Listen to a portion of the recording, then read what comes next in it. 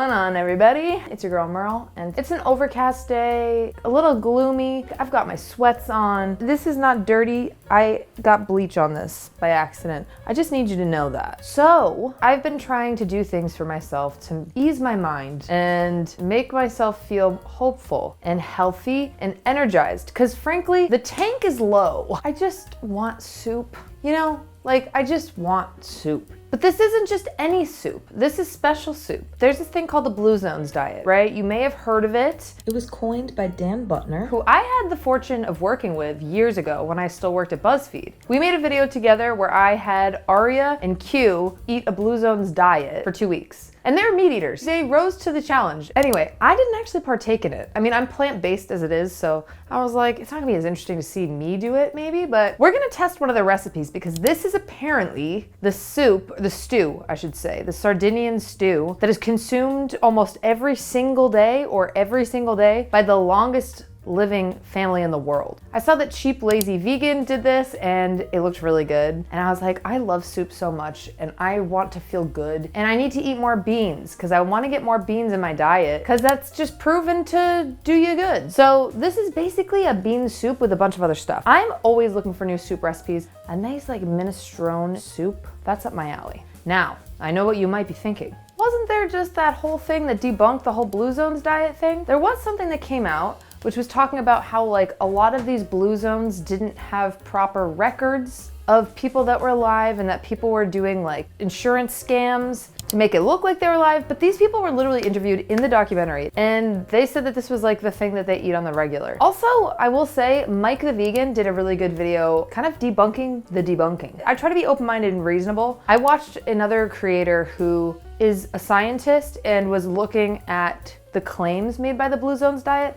basically saying it's something called economic data, which is saying like, you can't just say that if people in LA do these things that people in Sardinia are doing, that they're gonna get the same results. Because we have air pollution up the wazoo, now more than ever. Stressful lifestyles in the sense that people are sitting in traffic a lot of the time, swearing out the window, freaking out. A lot of people are on their phones all the time. They're not like older Sardinian people or older people in Okinawa. Like it's just not the same. So it's not like cut and dry that this is the only reason that these people are living better. They might also just have better access to nature. They have a more outdated lifestyle that is probably better for our brains. And they still really invest in their community and their family. All of those things are great. I think we can take these things and be pretty sure that they're good for us, but we don't need to like use them as law. I'm basically like, these things can't hurt. I'm not like gonna sue if I don't live to be 100, mostly because I'll be dead. My spirit isn't that petty. So I wanna try this out. So I'm gonna go to the grocery store. This calls for 3 different kinds of beans. And I know a place that happens to have beans in bulk, so we can reduce our plastic intake.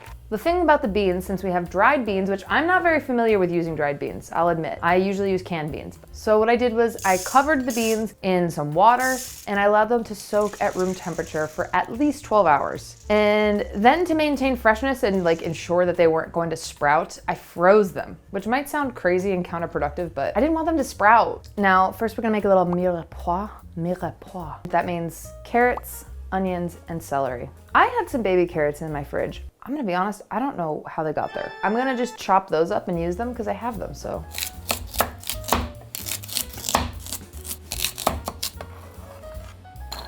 And then once that is done, I'm gonna take a big old yellow onion, you could use a white onion as well, and we're going to dice that up too.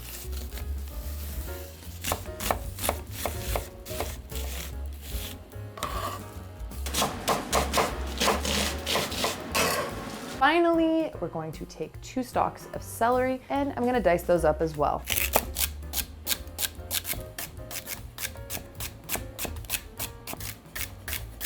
All right, so we've got the little mirepoix going. I'm going to take all of these.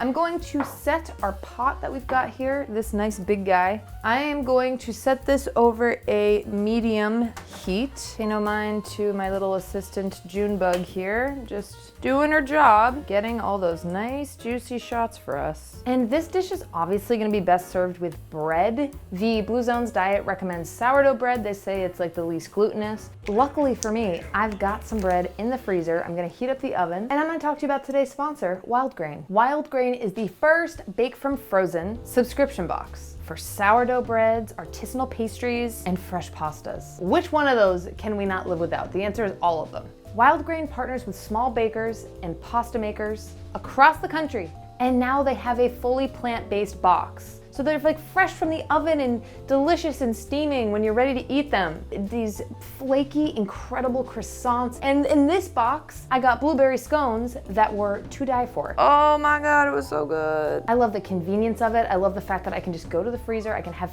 fresh, delicious bread in 20 minutes, and you can feel even better about treating yourself and living your best life because Wild Grain donates 4 meals to the Greater Boston Food Bank with every membership. So if you want to check out Wild Grain, which you do, trust me, be sure to click the link in my description and use my code MERLE to get $30 off your first box, plus you'll get croissants for life. Vegan croissants for life. It is so good, you will not be disappointed. Thank you, Wild Grain. Let's get back to the video. Okay, we're gonna add in like 3 glugs of olive oil. And we're gonna add in our carrots, our celery, and our onion. I'm gonna give that a little stir, and we're gonna let that brown up for about 5 minutes. And in the meantime, I'm going to mince up some garlic. They said 2 teaspoons of garlic. I took that as 3 cloves of garlic because that's what I want to do. Now we've done the garlic, I'm also going to be using some fennel. I've actually never used fennel, like vegetable or root, I guess, itself. I always just use fennel seed. These look so, don't these look like Hestu from Breath of the Wild? Check it out. Wait, check this out.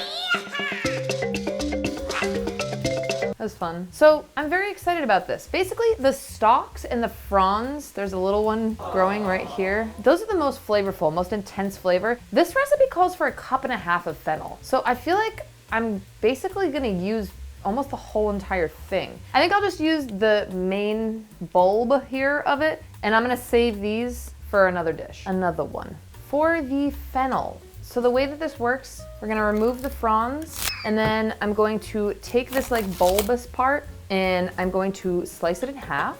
And then you can either slice it lengthwise or halfwise. Totally up to you. Halfwise that's not right. Lengthwise or, oh, widthwise, crosswise. It's a soup day. I don't need to think today. I can't be thinking too much. I need to stay in my comfortable clothes and eat soup. I'm going to go ahead and I'm going to dice up some nice yellow potatoes.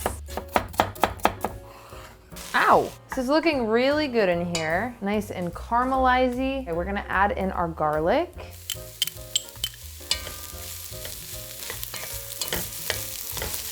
All right, now we're gonna dice up about 1/4 cup of fresh parsley. This looks really sad, but don't worry, your life's purpose is about to be discovered.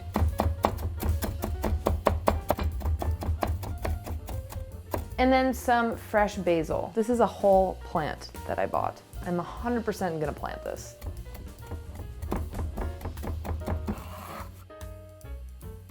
What's so sad is because I didn't store it properly. What you wanna do is put it in a cup and add some water to the bottom and then put it in the fridge like that. Whoa, it'll last much longer, trust me. It's gonna perk up. You look at this now, you'll see, just wait. Okay, so we're gonna add in our fennel, our potatoes, our basil and parsley.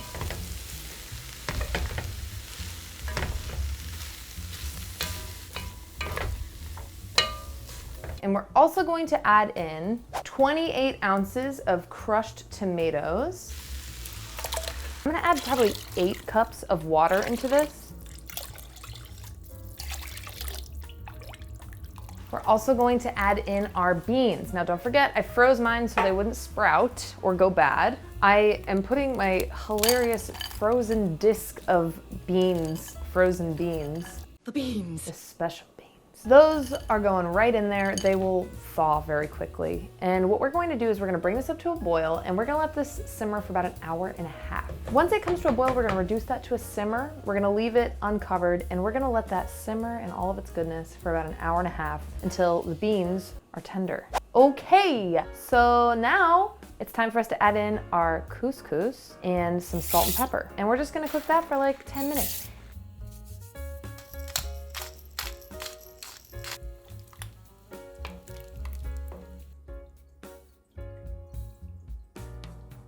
It smells like a hug from a grandparent in here. It smells so good. You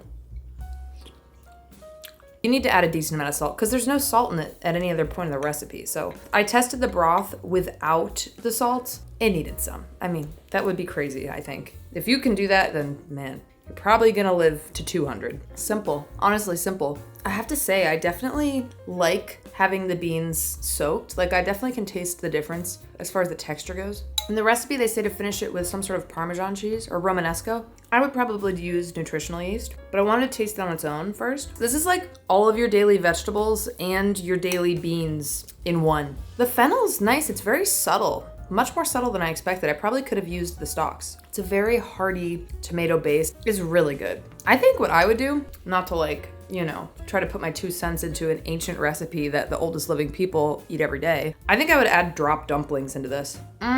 It's very, very comforting. It's really delicious. And this definitely freezes really well. And it makes a lot. I love tomatoes, so the fact that the broth is so tomatoey, it's like robust tomato flavor. Wow, I love it. Really, really good. Okay, I am very happy with that. I will be honest, I think like flavor-wise, it's not my favorite soup I've ever had. Health-wise, I think it's 100% worth it because it has like all of your daily intake of vegetables and beans and everything. It's nothing fancy. I think that's kind of what's so beautiful about it is there's nothing fancy. It's a classic dish. Like it's a classic Italian dish. I think in the video by Cheap Lazy Vegan, I think she was saying that like most soups, like this will get better the longer it sits. Like it's just gonna develop more and more flavor.